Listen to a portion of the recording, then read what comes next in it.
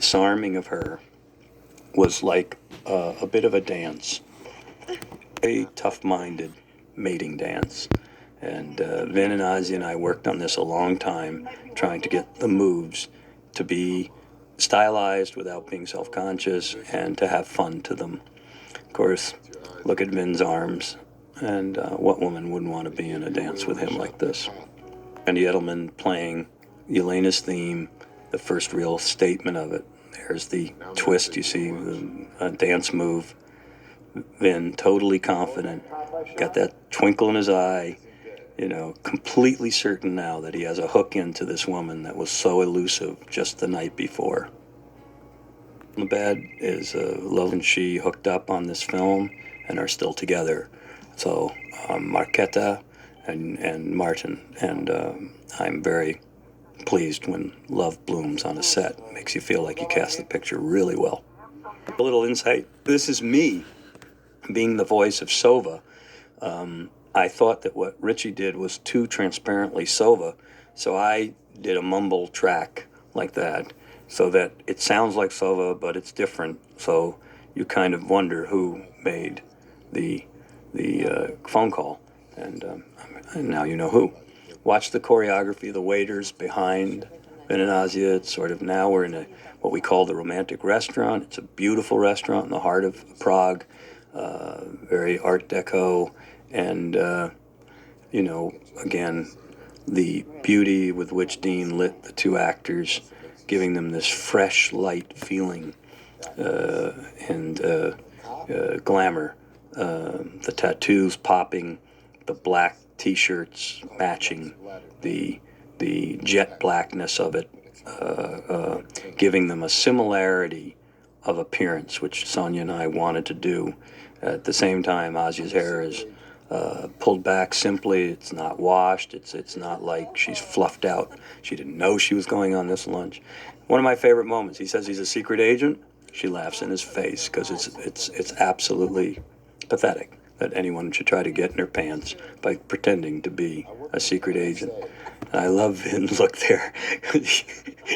he was counting on this to be a big trump card, and he's so shot down. And of course, like often in the story, it's a reverse and now a double reverse. American agent. Bird from Kirill, who got it from Yorgi, who's dispatched him. And now Xander's got yet another dilemma, just like the one with Sova. He's going to learn that they're waiting to kill him out front with a sniper rifle that's 7 feet long and shoots accurately to 2 miles. And there we are up on a building across from the restaurant, for real, with Werner. And here is an interesting crossroads in the plot. Yelena has a secret, and she scoped out Xander. If you watch the film again from the beginning, you see she has special interest in who is this stranger that has appeared, and she is now wondering if there is something she can get out of him. If he's really an agent, can she get to America? And that is very important to her. Line about the condo and the boyfriend she can get for herself is one of my favorite laugh moments. I love her in this scene. Working together in a 6-page dialogue scene where I didn't have them move. The thing to watch, of course, the mistakes that happen are look at the clock above the restaurant and look at Vin's wristwatch. Here, in those subtle moments that he does so well, thinking, screwed. Score picking up, and now I go into a stylization because he's about to see, again, something that we don't understand when I show it to you. Some idea forms in that improvisational, outside-the-box thinking machine that he's got between his ears, and Xander has a plan. Kirill is in love with Yelena. He's using her as a shield, gambling that he won't take a shot if his love is in jeopardy. This sick, pathetic, coat-sniffing love. And here I used an intervalometer to go from normal action to slow-mo and then back to live to 24 frames. That's my son Kyle there, if you want to rewind, my target audience advisor. And now he's taken the tray, he's used the tray to make a show of disarming her so that she's cool with Anarchy 99. Now he uses the tray to blind Kirill because he saw Kirill was backlit. And of course, he's finally going to use the tray in the great Tony Hawk tradition of a impossible rail slide. I saw Tony the other day and he goes, "You can't rail slide to rail slide." I said, "I know, but it's a movie." He quite loved the movie. He was at the premiere the other night. I went out of pain to get the sound of a sterling silver tray. And here to switch again. You think he got away. He didn't get away. For a moment, you're not sure who's doing this. Is it Yorgi? And of course, I'm using Mozart's great opera, Don Giovanni. One of the things I like about this is throwing in Chopin and now Mozart in the middle of the film, as opposed to Rammstein, Orbital, Hatebreed, Queens of the Stone Age, Flaw, Nerd, Joy, etc.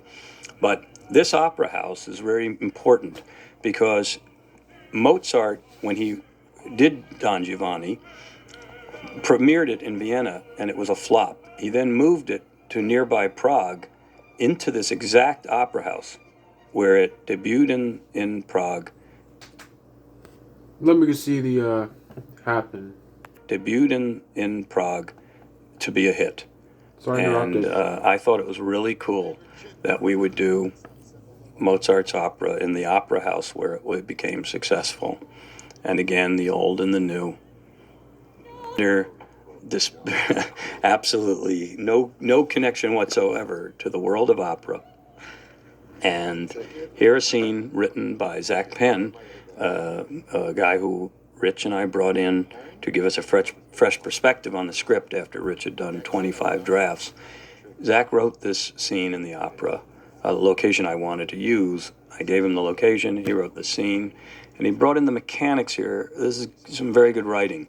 The idea that to motivate Xander to go deeper into the mission was, in fact, to bring up the fictional sweeper team, the Victor the Cleaner type guys that are going to come in and kill everybody, including Yelena, who he just sent back in there to get information what's going on in the basement. Is guilty because he thinks he's causing Yelena's death, and of course he has more than a passing interest in Yelena. So we're dealing now with how to twist the plot in the second act to have the anti-hero do something that he was not contracted to do, to go to great lengths that he would not normally go to do, and to give that some logic. And you see men bristling with indignity, rippling with emotion, defending this woman that he has hopes for. And of course, Gibbon standing strong. I love this shot. This was one of Dean's specials. And here's this, me pulling off an opera scene. Look at the X on the seats. That was a Dean trick. Okay, here is a very good matte painting of the castle, cliffs, and mountains that don't exist. This little joke in Russian I made up on the spot to give these guards a character, since both of them are going to come into the action soon, And I thought, if anything with anarchists, life is shit is their watchword, so I hope none of you are anarchists. Anyway, here's a Where's Waldo shot. If you look, you might miss Vin climbing up the mountain, but on the big screen you can see him, just barely see him, which was the idea.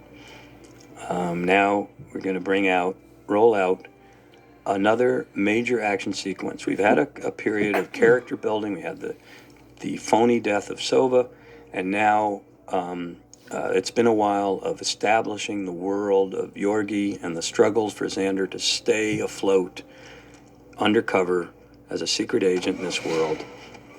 But now he's in action looking for Yelena, trying to warn her about the sweeper team. And since in his opinion, all these people are dead anyway, he's basically not caring about anything but getting to this woman to warn her that trouble is coming. And Again, a merging of the anti-hero and the villain. He's still not a hero. He's not playing the hero's part. Out a wonderful syncopated tension score that gives these moments a lot of suspense. And there's his goal. He goes to talk to her. It's too late. This brings us to the next levels of goings on. It was 20 below zero. Costume Sonia put together for Yelena. This is my favorite. I love her in that short skirt and those boots, the leather coat. It's all part of giving this style. Sonia did the Fast and the Furious as well, and our ideas were always to put the outrageous and very ultra hip stuff on the extras and other characters, and keep our main people very cool but focused, so that we weren't making fashion statements that would look old a year from now. Fashion is a much hipper world of fashion, nonetheless. Look at the breath. These are actually tunnels under a city in the central part of the Czech Republic. 26 miles of these tunnels. And well, I was shown them early on, and I didn't know how to use them in the story. And then I realized we had to have a connection from the castle above to the river level, which is where Ahab, which you're going to meet soon, is going to be launched. And it was important to have a transition. So, again, those were real tunnels, which will come back again in the escape from the castle.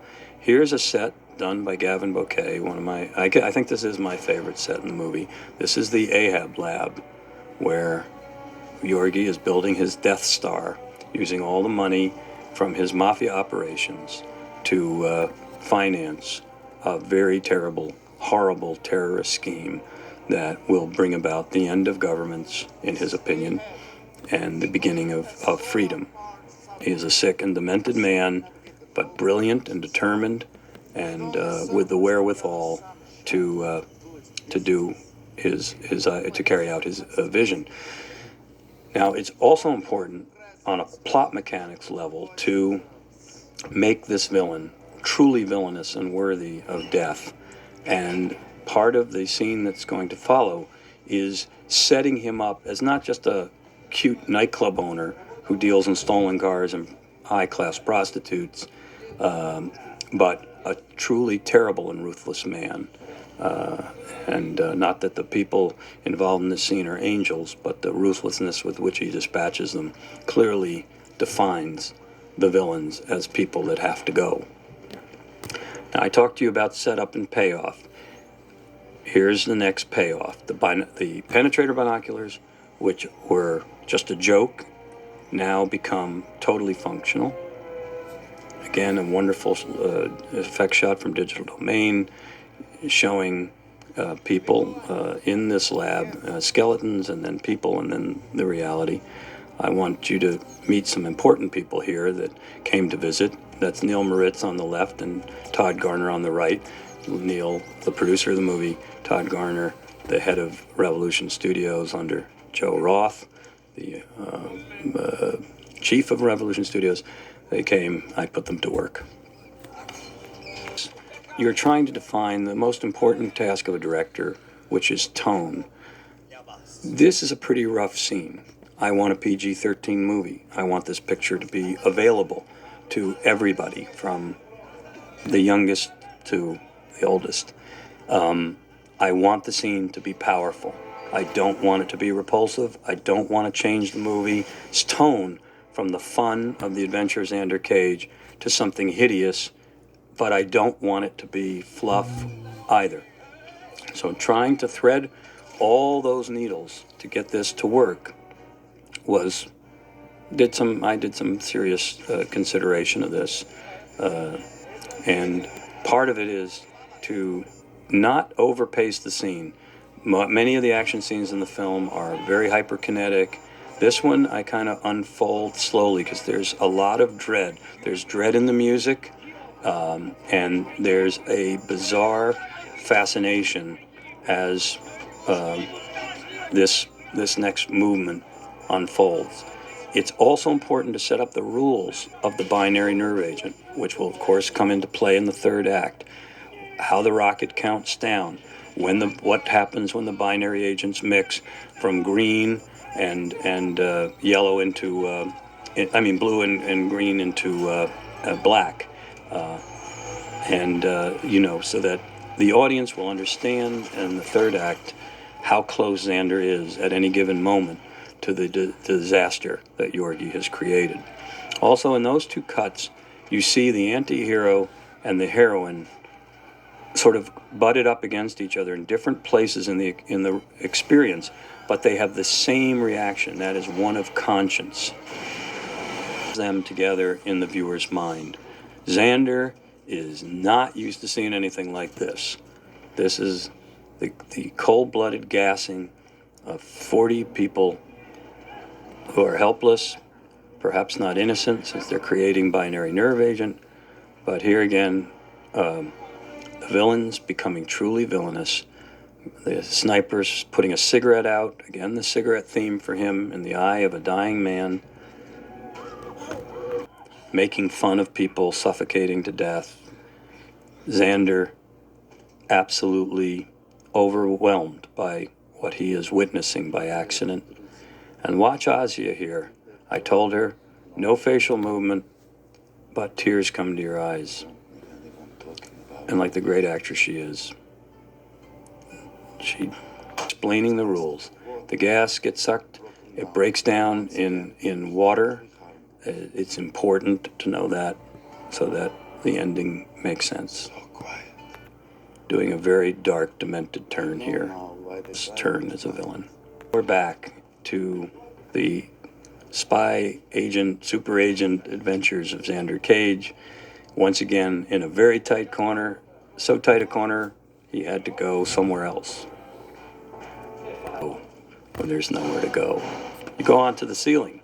If you're a speed climber, a rock climber, you're an extreme action kind of guy, and Vin doing this stunt, being physically up there, and then dropping down, hitting them, and doing what he loves to do.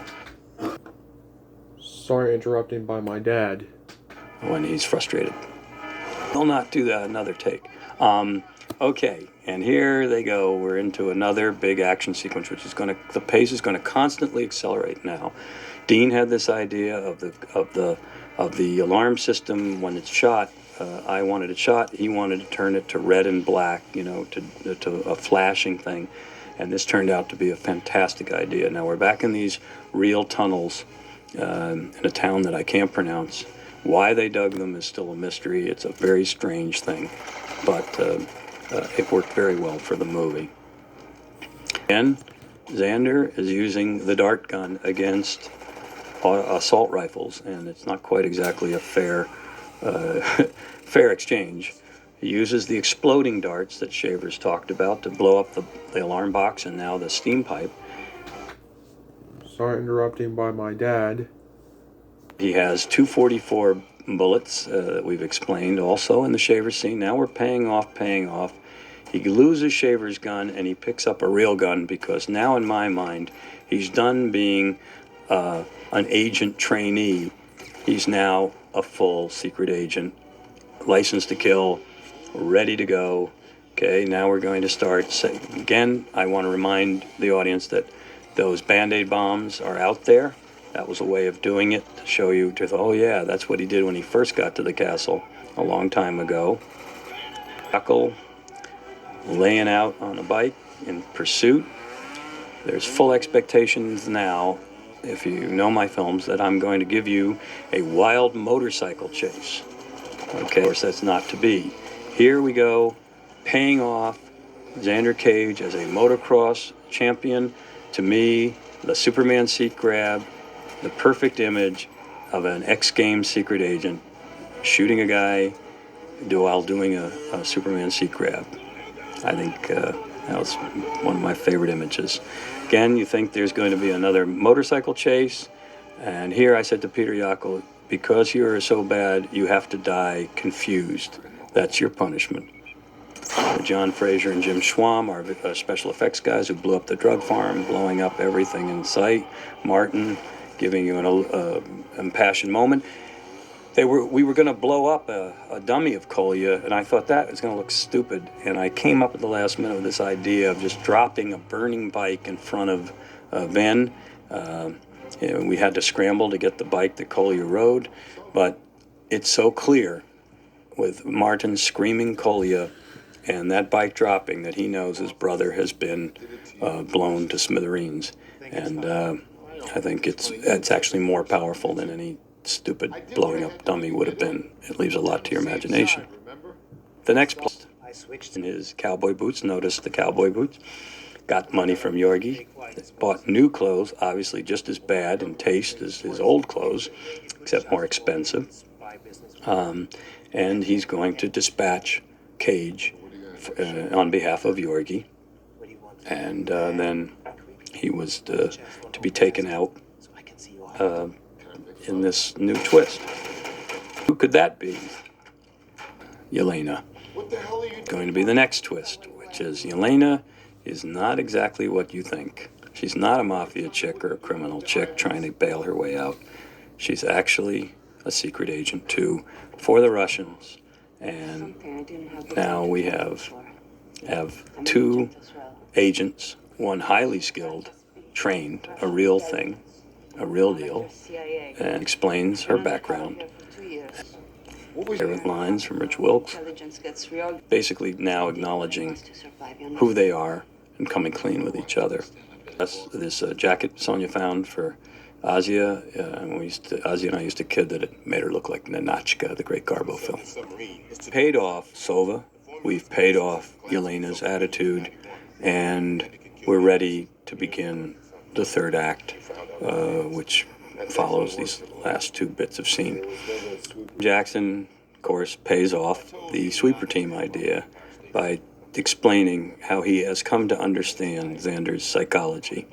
And Xander begins to realize that he has much more in common with Augustus Gibbons than he first thought.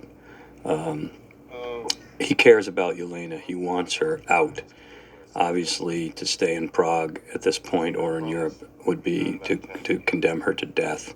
There's obviously a need to get her to a safe haven, to get political asylum, because she has been doing the bad stuff for the right reason, and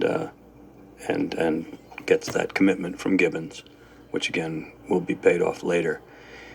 Here we've moved from the Grady apartment to an abandoned print shop, which had a rooftop, which had a fantastic view of the great castle and cathedral of Prague. I like this scene. I wrote this scene because I wanted Xander to have a question of conscience here, a turn that the audience could really understand. This is a guy who did nothing but he didn't want to go on the mission, but he wanted to get out of there as quick as possible. Now he's been given permission, in fact, an order to go home, and he doesn't want to do it because he feels by the time they mobilize the proper forces to deal with the Yorgi and the binary nerve agent and the Ahab device, it may be possible that horrible things would happen. Also, he knows that if Yelena doesn't return home to the castle, Yorgi will know that something's up and may launch the thing ahead of time. Yelena explains a little bit about her past, that she wanted to do this mission. She was an idealist, and she thought she could, working for the Russians, could help keep the world from this terrible plan, but now wants to leave. Xander's strength and his determination to do the right thing affects her, and we spend a moment contemplating the consequences of the third act. Something I like. And of course, the payoff of Never Again from the techno rave. So now we're chaining up all the ideas into the third act. Look at the moon up there. That was a perfect lighting addition to get a little bit of moon. That's very hard to photograph the moon. Usually it has to be a visual effect. Shavers now still going on with all the pretty Czech police women. And needs a facelift. Well, actually, it needs its guts redone. And I love this because it's kind of the perfect blending of the Fast and Furious and Triple X. It's been in a muscle car asking for spy equipment. When we were about to do the scene, I thought, he can't just talk in English to these people. These are Czech police, undercover police people, the Ivans and so on. So I took this girl who shot the gun demonstrate the beauties of the penetrator binoculars and made her a translator, which in fact is what she does for a living. She's not really an actress, but she has a career if she wants it.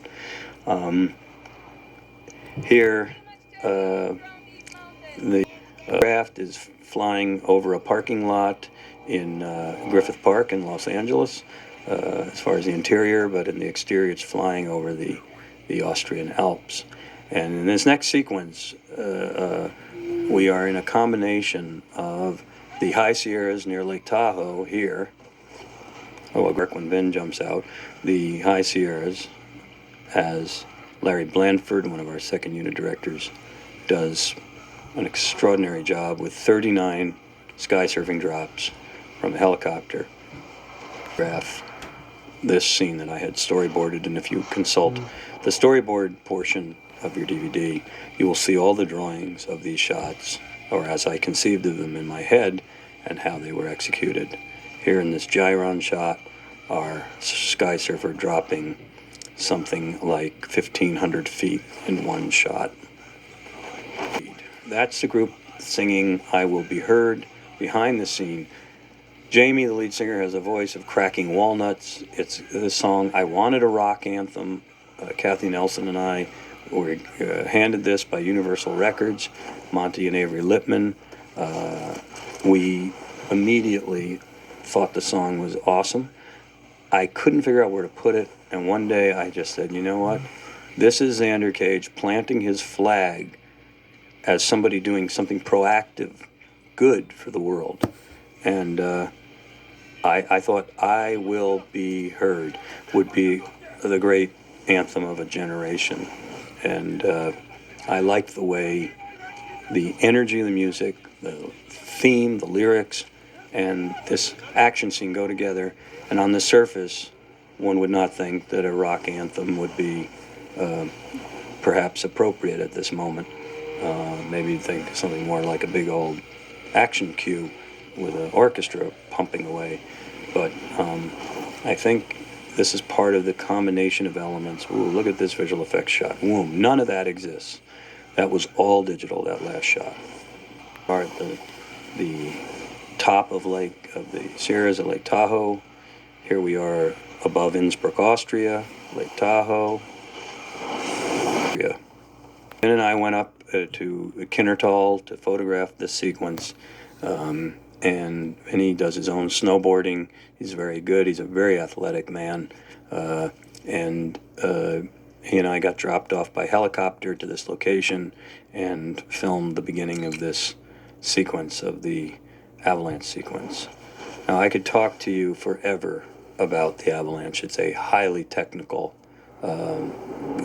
feat, and but let us say that Digital Domain and I pushed particle animation further than it's ever gone, and this set piece is what I hope will be considered a breakthrough. I feel that it's one of the most dynamic action sequences I've ever done, and I'm very, very proud of it. As an experiment with your DVD, perhaps you'll rerun the avalanche and turn the sound off and see the amazing difference that the sound design of Bruce Stambler and Soundstorm and the incredible deftness with which the thousands of sound effects were orchestrated by Dan Leahy and Mike Casper, the sound mixers. How much of a sound symphony was created there, so that when at 1 o'clock in the morning we were dubbing this, like a revelation, it came to me: take Edelman's music out, just play the sound, because the sound is so rich and detailed, so complicated, so specific, that we did not need to make it a movie moment. We needed to make it an impacting moment, and the sound did that job. So watch it as the beautiful effect. Okay, I'm going taking a break. I finished my break. That I worked on with Digital Domain with no sound, and then put the sound on and see how it makes your intestines rumble. It's very good. Being here for his life. It's not snowboarding here for his life. Taking the big jump onto the communication tower. This was his goal, to wipe that communications tower out, to blind Yorgi and his army to the attack of the Czech police. And he had another idea of how to do it, but once you start down a mountain, you can't go back up. Oh, the death of Jan Filipinski, Victor the Enforcer, and now shots of the beautiful Austrian Alps, and Vinny, Elegant Xander Cage. There it was. Plot now has to continue as the Randy's Russian theme comes on to announce Yorgi's henchmen, and the Snowcats come up to get him. Portrait of Yorgi, Dean and I saw him standing in the light and went big time for that. And I thought, wouldn't it be interesting to start, after all that action, to just start with a kind of quiet moment where everybody's waiting for Xander to be brought in, and just after the decibel level of the avalanche and the speed of that sequence, to just quiet the whole movie down for a second before we rev it up yet again to the highest pitch of all as we charge towards the ending. Betrayed by the woman he loves from afar, Yorgi now confessing that he knew Yelena was an agent the entire time, and one can only imagine what he did to her in those 2 years. And here the villain confronts the anti-hero and says, "I thought we were the same person." And we give Martin, a wonderful actor, a chance to express Yorgi's manifesto. Recording stage, doing the music, Randy wrote the cue that you're hearing, but I felt it almost had a pathos. It almost made Yorgi too vulnerable and too like a disillusioned man. It was too sensitive towards his point of view. So I said to Randy, we need like the craziness in his head, and so Randy got the string sections together and got them to play that crazy dissonance that you hear, and we put that over the cue, so you realize that what's going off in this man's head is truly demented. Death fueling him with a cold rage. And I did an off-rhythm explosion here. You think it'll be if whatever happens, he's going to point the gun. He doesn't get the gun before the Czech police attack. And this sequence was shot at Branov. Alexander Witt getting this nice battle footage for us. To the end of the movie, we are not going to stop for anything. It is a wild ride. So, we're now I'm trying to give you in the third act something that's fitting to the drug farm, to the escape, the discovery of Ahab, the main huge set pieces, the sky surfing avalanche, so that the third act is not anticlimactic. It's not that you feel you saw bigger and better before. And one of the things here is I learned in the Fast and the Furious that if you give people characters that they care about, then the action that you see unfold, it doesn't have to be larger, because the people you care about are in fact in jeopardy, and that makes this all the more intense, because I hope we love Xander and Yelena. I love them. Moment, because I wanted to say, Xander has no right to know how to use an assault rifle, and Yelena's a trained agent. Xander is not, and to diffuse the skepticism of a guy just picking up a gun like that and knowing how to use it, we let Elena blow away the bad guys and teach Xander to put the safety off. Very few male leads, male movie stars would allow that kind of a moment. Vinny is very generous with his fellow actors, understands his vulnerability of character, and played it to the hilt. And I love him for that, because it's not about his ego. It's always about the work, the moment, the film, and the audience. And that's why he's going to have a long, long, and very glorious career, I'm certain. You know, it's the jiggle run across the courtyard. The only thing more beautiful than Asia at rest is Asia in motion. A very personal relationship with this machine. And unlike some of the villains of the past, the mastermind that want to rule the world, Yorgi has no illusion that he's going to survive the Ahab scheme. He simply believes that he will bring freedom to the world by killing millions of people, destroying governments, and in this action destroy himself. He's more than willing to do that. And to that degree, I think he's a different kind of villain. Again, another payoff about to happen. Now, this was tricky, this juncture. Xander Cage cannot know how to use a heat-seeking missile launcher. And Vin came up with this idea of talking about PlayStation and seeing the solution to this problem again through video games. It was his idea. We quickly wrote it up so that it worked. And we get another payoff. He knows it's a heat-seeking missile. The guy's got a hot cigarette tip. And visual effects. And bomb explosion. Bye-bye Kirill. If I told him that cigarette would kill him one day, something replay from the techno rave. Might even be thinking of smoking. It may not bring you to an end with a heat-seeking missile, but I guarantee it will bring you to a terrible end.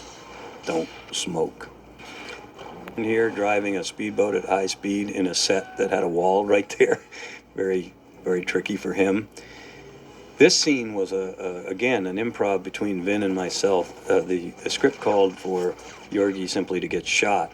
We didn't think it was enough. We began to come up with ideas that could amp this up.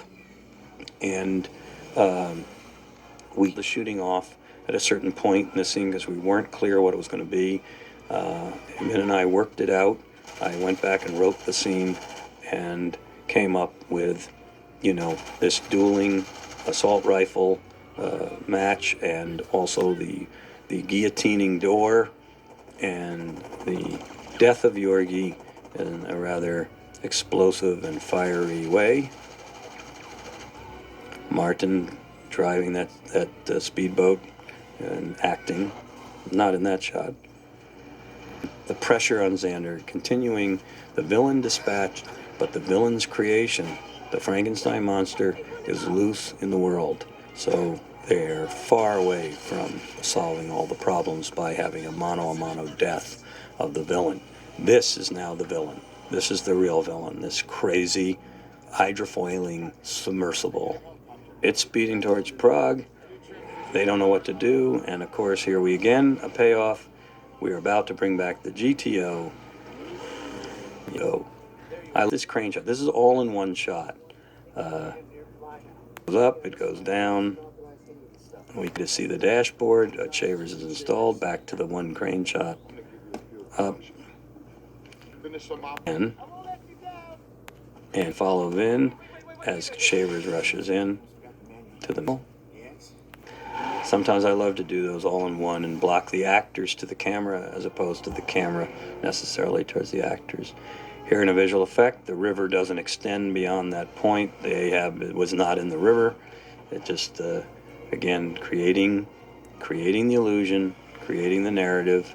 Now we're going to have a chase between a car and foil going 80 miles an hour along the Vltava River, the river that runs through the beautiful Czech Republic right through the center of Prague. And obviously Yorgi's first stop of destruction is Prague itself.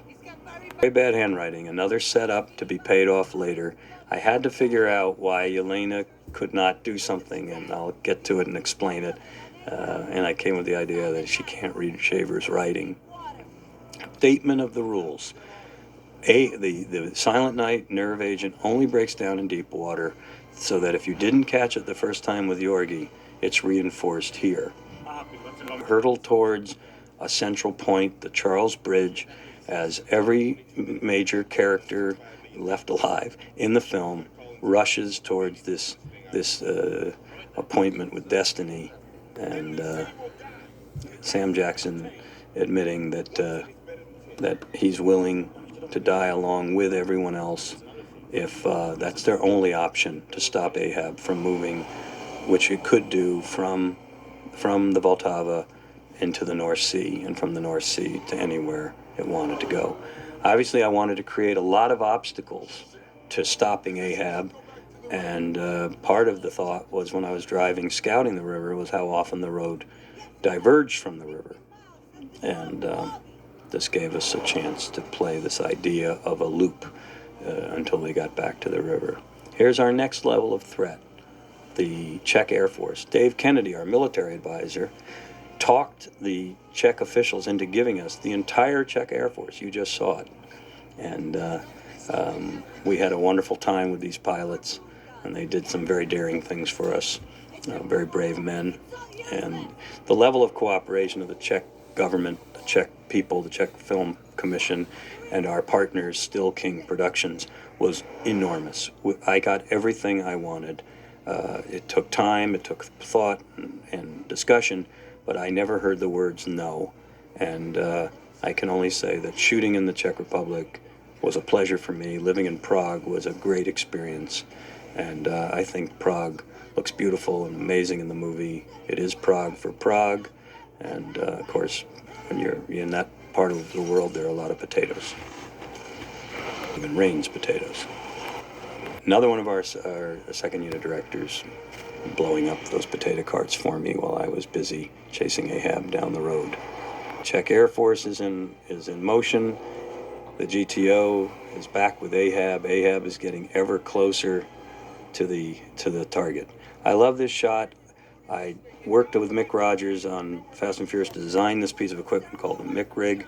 We improved it in this for this film, but I could never do a crane shot like you just saw, coming off Ahab, floating across the hood right into Vin Diesel close-up with a techno crane, if I didn't have the most sophisticated and a speedy tow vehicle like the Rig. Did this motif in the Fast and Furious, but here I wanted to go one better, where they switch sides and have some real obstacles in front of them. And Xander has put together a plan now from clues that were in the manual that you have heard of, the things that were in this car. So he's obviously working feverishly to get ready to do something. Look out the window. Keeping the GTO, the Ahab, the cameras all moving in sync took a lot of patience. It was a very tricky thing to have three moving vehicles in alignment at all times. The two of them in action together, a hero or anti-hero, an anti-heroine, teaming up to really do things. And I love the way Asia's character is empowered here, endowed with intellect, and physically empowered, not just a Barbie doll with breast implants hanging onto the arm of a super slick secret agent. Videotaping a trick. When we last saw Xander Cage, he was doing this. He did it with video cameras to sell on the internet or to promote himself. Now he's doing it to save not only his country and the people of Prague, but perhaps the world. And that's the character arc in a joke. On the parachute, certain point when we do this slide towards the bridge, as I told you before, we did not bring everybody home. Harry O'Connor, our aerial stunt coordinator and stunt man, doing this stunt here now, unfortunately right there, smacking into the bridge, breaking his neck and dying. This film is dedicated to his memory. I miss him. He was a friend. 100 stuntmen involved with this picture. 499 didn't get a scratch. Do the lengths to which we'll go to bring this kind of intense things to the viewer. Stuntmen know they're in danger. They make their life through living through danger. Most of the time, it's sometimes, unfortunately. Here, climbing all over this thing that is literally moving 60 miles an hour through the water on the Vltava in the wintertime. If anyone fell off, they would die of hypothermia within 90 seconds. The water was about 38 degrees. So we were doing this sequence with a good amount of jeopardy in it. Being courageous, physically courageous, took it all in stride, and to act and hold on full of plumb. Again, I told you in the gassing of the scientist scene, you know the countdown. You don't have to be told anything. You see the rockets rise. You'll see the binary agents mix. You hear the countdown in the beeping of its computer control. These are right the first scouting trip to Prague. I wanted to bring this climax to more than just an action climax. I wanted to say, look at the beauty of the city. Look at how it stands for the values of our life that we believe in, into the demons and the saints watching on, and into the people living their lives unsuspectingly that some evil is slouching towards Bethlehem to be born, as Yeats said. And here on the Charles Bridge, Sam Jackson and the whole NSA team and the Czech Air Force team and Yelena and the GTO are all converging as Xander comes down the river, and all major players are going to meet at this central point, at this extreme center of Prague itself, as 1.5 million people go about their lives. They're shopping, they're playing with their kids, they're going to school, not knowing that this horrible binary nerve agent will spread a cloud over them, killing them all, except that between that event and them stands the new breed of secret agent, X. And inside the box again, he must sink the submarine and turns the rocket upside down, having seen how it will propel itself. The liquid is black. He knows it's ready to launch. The jets are coming. Jets are called off by Sam Jackson. King Charles looks on. This gone. Welcome to the Xander Zone. Outside the box, he did a lobotomy to Ahab. Ahab sinks, goes crazy, and we kill it. Their work by Digital Domain and enhanced water explosions that we did in front of the Charles Bridge. Minute chase to destroy Ahab took weeks and weeks of shooting by 4 different units. But again, if you check the storyboards, you'll see it was in my head. And part of directing is having ideas in your head and finding a way to get them on screen. I'm very proud of the correspondence of my imagination to what resulted, and to all the collaborators who helped me get it there. Here, Xander arises. Now, I told you the water was 38 degrees. Well, how did we put Vin Diesel in hypothermic water climbing out on this icebreaker? Well, this is in a tank in the San Fernando Valley. Now watch the real thing below the Charles Bridge in Prague. Water there. He couldn't be in the water there. We had divers and all kinds of safety people to protect in case something happened because of the hypothermic nature of that kind of cold water. But through Gavin Bouquet and the work of Dean Semler, we were able to make a perfect match and get him out of the water in LA in 90-degree weather and back to Prague in the wintertime. And again, a replay of the party scene where he tells Eve, I want to go to Bora Bora. And now we make an elegant transition to the beautiful island of Bora Bora in French Polynesia. This film was timed digitally, which is a new way of doing things through pixels, not through chemicals. And we were able to totally amp up the color throughout the picture. And here, to make the water truly aquamarine. The hills incredibly verdant on the Motus, the sunken crater of Bora Bora, and to do a host of other improvements to the image, which could never have been done before in the world of labs and chemicals. So I gladly say goodbye to labs and chemicals and hello to the new digital era, which I have so passionately embraced in my work. You have to hold it for 3. The original attitude of, I'm not doing this again, and the fish that was out of water, it's a fish out of water story. The fish goes back in the water with the other fishies, and we begin a very, it's sort of like James Bond on acid title sequence done by the wonderful title designer Bob Dawson, as we take a journey through Xander's eye into his mind. And this is a sort of... Alright, thanks for watching. The end. Thanks for watching. Don't forget to subscribe and tell me in comments below when you see the video. No copyright. Goodbye.